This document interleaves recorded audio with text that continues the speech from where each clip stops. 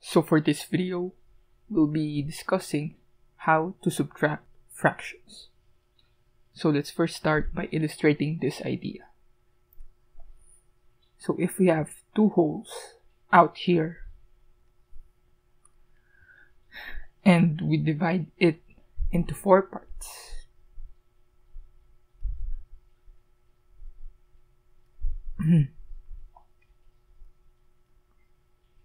assuming that these parts are equal, and say we shade this part over here and this part over here as well as this part. So in fractions, let's move this first.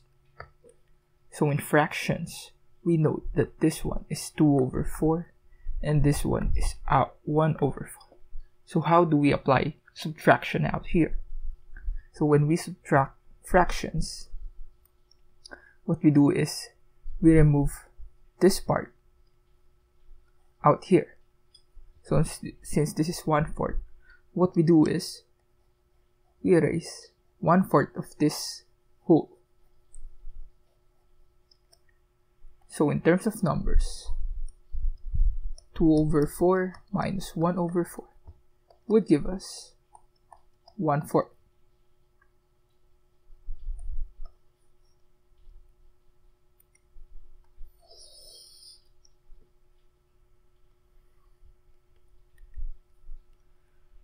Let's try another example, this time with numbers only. So if we have 25/30 minus 20/30, since they have similar denominator, which means that these wholes are divided equally or similarly, then we could combine them into one fraction. So we have 25 minus 20, and that will give us 5/30, or 1/6 in those terms. So these are for similar denominators. How about this one? If we have 1/2 minus 1/4. So for this example, the denominators are different in the first and the second one. So how do we solve this? Let us illustrate this one. So if we have these two rectangles and we divide the first one in half, we divide the second one in 4 parts, assuming that again these parts are equal. Then we shade this one since it's 1/2, and this one is 1/4.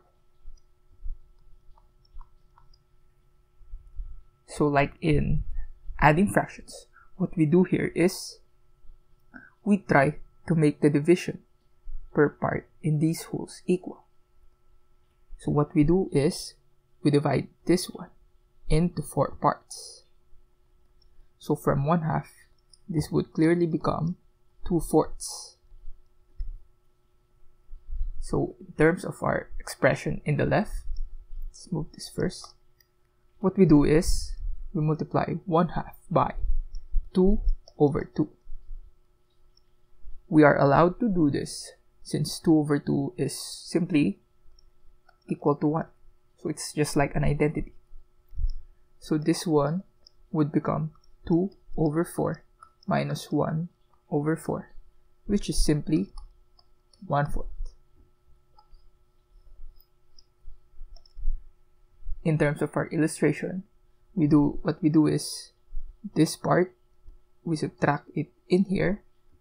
So this one is removed, leaving us with 1/4 only.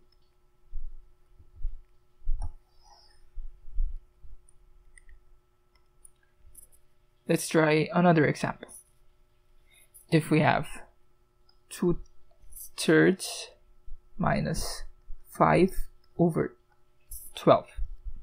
So what we can do here is we can multiply 4/4 out here, which would give us 8 minus 5.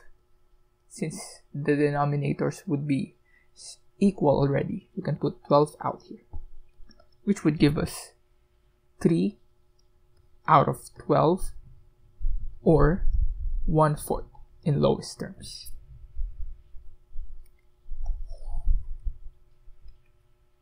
How about this example? If we have 5 over 6 minus 4 over 7. So for this example, clearly it's hard to find a multiplier for both fractions in here. So what we can do is to apply the butterfly method. Or basically, it's like this one. It's like multiplying 7 over 7 out here and 6 over 6 out here.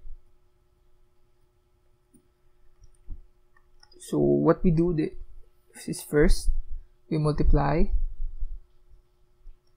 this one. So 5 times 7 would give us 35. Multiply this one.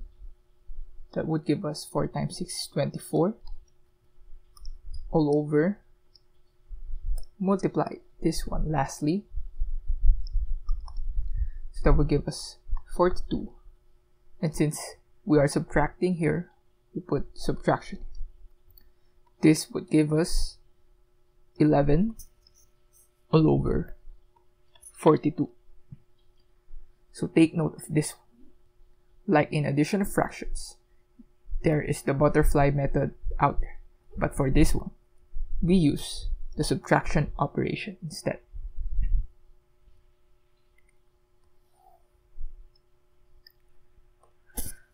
Let's try another one.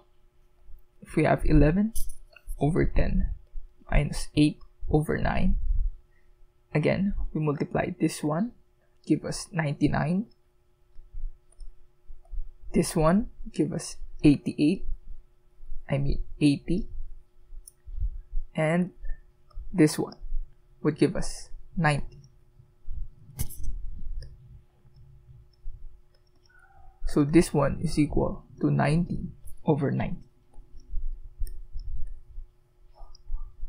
As simple as that one.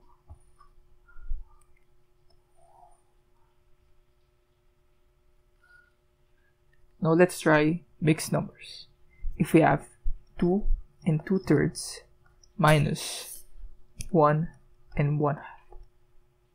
Let's first try to illustrate this one. If we have rectangles out here, and this one, so this one represents, this 3 represents the 2 and 2/3, and this 2 represents the 1 and 1/2. So we divide this into 3 parts, this into 2 parts. So since this is 1 whole, 2 whole, and 2/3, and this one is 1 whole and 1/2.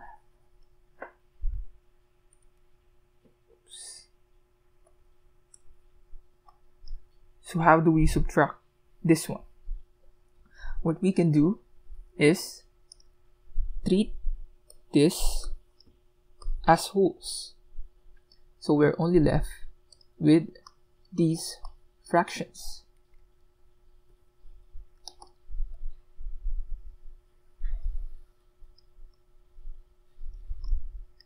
So going back to our expression, this would give us 2 plus 2 over 3, since we removed the whole into the fraction part, minus 1 plus 1/2. This would give us 2 plus 2/3 minus 1 minus 1/2. So I distributed the negative sign. Rearranging would give us 2 minus 1 plus 2/3 minus 1/2. So this one is equal to 1.